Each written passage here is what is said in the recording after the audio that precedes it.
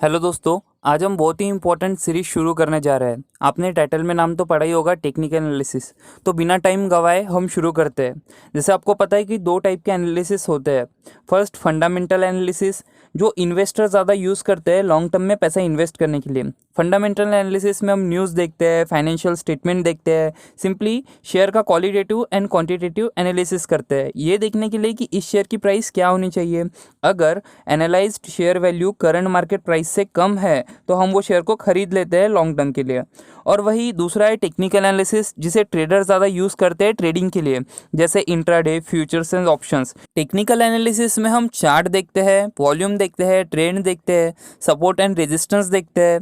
ये सारी चीज़ें हम आगे समझेंगे कि क्या होती है, और इसके ऊपर से हमें पता लगता है कि आगे कैसी मूवमेंट होने वाली है। अगर मैं आपको सिंपल वे में बताऊँ तो हम यहाँ पास्ट देखते हैं शेयर का और फ्यूचर प्रेडिक्ट करते हैं प्राइस और वॉल्यूम की स्टडी कर कर।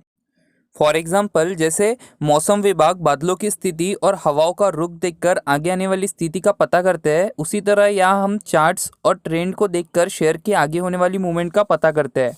अगर हम टेक्निकल एनालिसिस सीखना चाहते हैं तो हमें मार्केट साइकोलॉजी समझनी होगी, और उसी के साथ सप्लाई और डिमांड का भी ध्यान रखना होगा, क्योंकि सारी चीज़ें इसी पर निर्भर है। अगर सप्लाई ज़्यादा है तो बाय करने वाले लोग कम होंगे और सेल करने वाले लोग ज़्यादा, और वही जब डिमांड ज़्यादा है तो बाय करने वाले लोग ज़्यादा होंगे और सेल करने वाले लोग कम। इसलिए जब डिमांड ज़्यादा है तो शेयर प्राइस बढ़ता है, और जब सप्लाई ज़्यादा है तो शेयर प्राइस कम होता है। इन्हीं सब चीज़ों से हमें शेयर की मूवमेंट का पता चलता है। अब आप बोल रहे होंगे, ठीक है, पर ये सारी चीज़ें पता कैसे करें? तो हमें फाइनली दो चीज़ें पता करनी है कि शेयर खरीदे कहाँ और बेचे कहाँ, जिसे हम एंट्री पॉइंट और एग्जिट पॉइंट कहते हैं। उसके लिए कुछ चीज़ों की स्टडी करनी ज़रूरी होती है। जैसे फर्स्ट है ट्रेंड एनालिसिस। आपने सुना होगा, सब कहते हैं ट्रेंड इज़ फ्रेंड, यानी जो मार्केट की दिशा है उसे समझना और उसी दिशा का यूज़ कर ट्रेड लेना। अब जैसे ट्रेंड तीन टाइप के होते हैं। फर्स्ट है अप ट्रेंड, जहाँ मार्केट ऊपर साइड मूव होता है। सेकेंड डाउन ट्रेंड, जहाँ मार्केट नीचे मूव होता है। और तीसरा साइडवेज, जहाँ मार्केट ना ऊपर जाता है ना नीचे, एक रेंज में टाइम के साथ में मूव होते रहता है। सेकेंड, उसके बाद में हमें चार्ट एनालिसिस करना पड़ता है। तो यहाँ वैसे तो काफ़ी टाइप के चार्ट है, जैसे लाइन चार्ट, बार चार्ट, पर ज़्यादातर ट्रेडर कैंडलस्टिक चार्ट यूज़ करते हैं। कैंडलस्टिक अपने आप में एक बहुत बड़ा टॉपिक है, जिसे हम अगले वीडियो में कवर करेंगे। और कैंडलस्टिक के ऊपर से हम कैंडलस्टिक चार्ट्स को पढ़ते हैं, जो आपको चार्ट्स investing.com, मनी कंट्रोल या आपके ब्रोकर के ऐप पर भी मिल जाएंगे। फिर थर्ड है सपोर्ट एंड रेजिस्टेंस। अब जैसे कोई शेयर एक ही जगह से बार बार नीचे आ जाता है, यानी वहाँ उस पॉइंट पर या उस वैल्यू पर बहुत सारे सेलर्स हैं। जैसे ही शेयर उस वैल्यू पर जाता है, सेलर सेल कर देते हैं, शेयर फिर नीचे आ जाता है। फिर वो ऊपर जाता है बट सेलर्स वापस सेल कर देते हैं, तो शेयर वापस नीचे आ जाता है। तो वो जो वैल्यू है, वो जो पॉइंट है, उसे हम कहते हैं रेजिस्टेंस। अब जैसे आप इमेज में देख सकते हैं कि सेम प्राइस से बार बार शेयर नीचे आ गया, तो ये हुआ हमारा रेजिस्टेंस।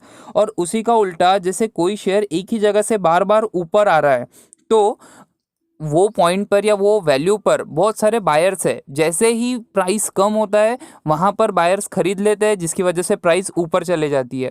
और फिर वापस जब प्राइस नीचे आती है तो वापस बायर्स वहाँ खरीद लेते हैं, तो वापस प्राइस ऊपर चली जाती है। तो हम उसे कहते हैं सपोर्ट, यानी उस पॉइंट पर या उस वैल्यू पर उस शेयर को सपोर्ट मिल रहा है।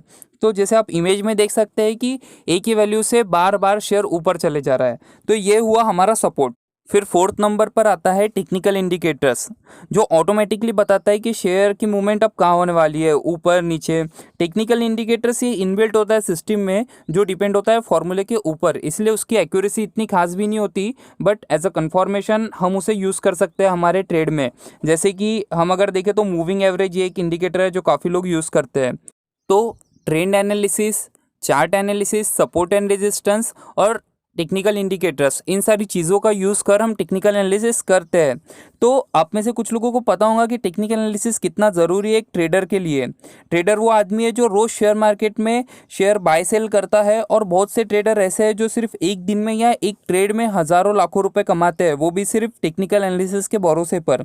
ये लाखों की बात सुनकर आपको लालच में नहीं आना है, क्योंकि उसे वहाँ तक पहुँचने में बहुत टाइम लगा होगा। स्टार्टिंग में मार्केट ना समझने की वजह से उसे कई लॉसेस झेले होंगे, पूरा नॉलेज ना होने की वजह से उसको काफ़ी टाइम लग गया होगा उस लेवल तक पहुंचने के लिए। कुछ लोग तो एक या दो लॉस होने के बाद शेयर मार्केट छोड़ देते हैं ये बोलकर कि ये हमारे लिए नहीं है। अरे पर आपने यहाँ टाइम ही कितना दिया है। एक सक्सेसफुल ट्रेडर बनने के लिए आपको अच्छा नॉलेज होना और डिसिप्लिन होना बहुत ज़रूरी है। और ये सारी चीज़ें मैं आपको इसलिए बता रहा हूँ ताकि आप आवेश में आकर कम नॉलेज के साथ ट्रेड ना कर बैठे। पर अगर आपने टेक्निकल एनालिसिस सही से सीख लिया तो आप शेयर मार्केट को अपना प्रोफेशन बना सकते हैं और बाकी प्रोफेशन से कई ज़्यादा कमा सकते हैं। और आपको इंट्राडे करना है, फ्यूचर ऑप्शन करना है, तो टेक्निकल एनालिसिस ही उसका बेस है।